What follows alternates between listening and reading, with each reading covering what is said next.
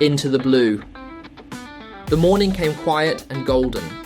Clara stood barefoot on the dock, the wood warm under her feet from the rising sun. The sea was flat and calm, a mirror of the sky above.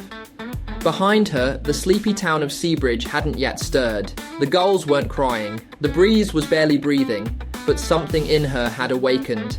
She exhaled slowly and turned her gaze out to the horizon. There it was again, that invisible thread, tugging, calling, reminding. Not a whisper this time, not a dream. It was time. She'd known it was coming for weeks, maybe longer. The maps were packed, the gear was loaded, the journals were full, the goodbye had been said. Today was the day she would go alone.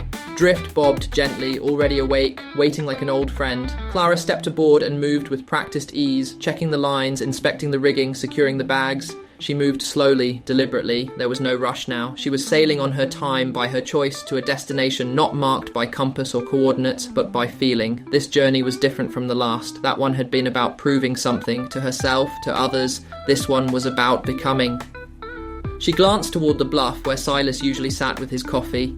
This morning, he wasn't there, but she found something waiting in the cockpit, a small, neat wooden box. On top, a note in blocky handwriting for when the wind changes. Inside was a brass compass, the kind that swung gently and always pointed home. She traced her finger along its edge and smiled. She wouldn't need it yet, but it comforted her to know it was there. She sailed out on the first breeze of the morning. No crowd saw her off. No fanfare, just the sound of the sail catching wind and the water parting beneath her. The town fell away behind her like a memory she could carry but didn't have to live in anymore. Drift moved like she knew the way, like she'd been waiting too. Clara gripped the tiller, heart full, eyes forward. There was no set course. There was only onward. By midday, she had left behind even the headlands, the familiar cliffs and bays that had shaped her sense of place.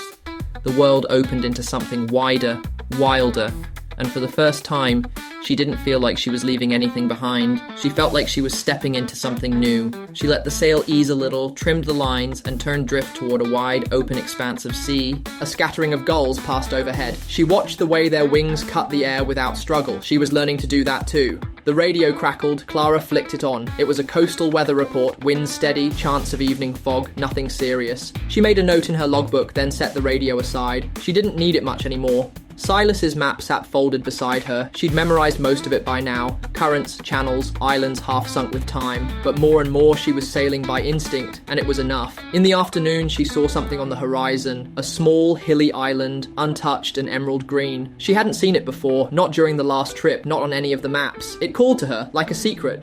She altered course.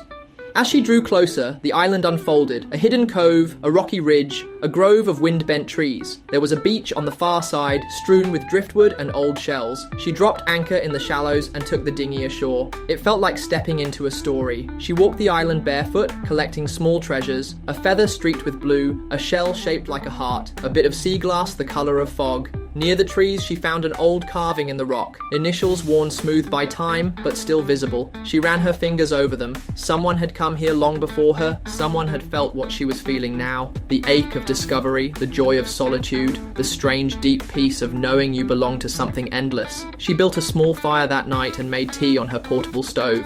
Sitting cross-legged on a log, she stared out at the sea. The stars appeared one by one like old friends taking their places. She opened her journal and began to write. Today, I went farther, not just across the water, but into myself. I found a new island. I didn't name it. I think some places don't want names. I think they just want to be found and remembered. The sea is not lonely. It's wide. It's full. It makes room for those who listen. I am not afraid anymore. She closed the book and let the sounds of the night cradle her. The tide whispered. The boat rocked gently offshore. The stars kept watch. In the morning, she set sail again. No plan, no pressure, just the open blue and the rhythm of the wind. Each day brought something new, a school of flying fish, a horizon lit by sunrise fire, clouds like ships sailing overhead. She began to sing sometimes, not to fill the silence, but to be part of it. She wasn't escaping anything. She wasn't chasing anything. She was being, and it was enough. Weeks passed like this. Islands came and went. Storms tested her. Calm days soothed her. She grew strong in a quiet way, sun-kissed and wind-worn, patient, bold. One evening, she spotted a distant shape on the horizon. Another sail. She watched it glide across the sea, not too close, not too far, just enough to remind her she wasn't the only one. Somewhere out there, others were sailing too, chasing their own stars. Eventually, she turned the compass toward home, not because she was finished, but because she wanted to bring the sea back with her, to share it, to plant its song in the soil of her small town. She wanted others to know the horizon wasn't a line to fear, it was a door. The cove welcomed her like it always had. Drift slid into her mooring with the ease of memory. Silas was there on the bluff, watching. She waved. He nodded once, slow, proud. The town looked smaller than ever, but Clara no longer felt too big for it. She felt just right. She had become someone who left and returned, someone who wandered and knew where home was. That night, she sat by the dock and watched the water glitter under the moon. The sea would call again. She would answer, always. But for now, the wind had settled, the tide was low, and she was still, not drifting, just resting, until the next sail.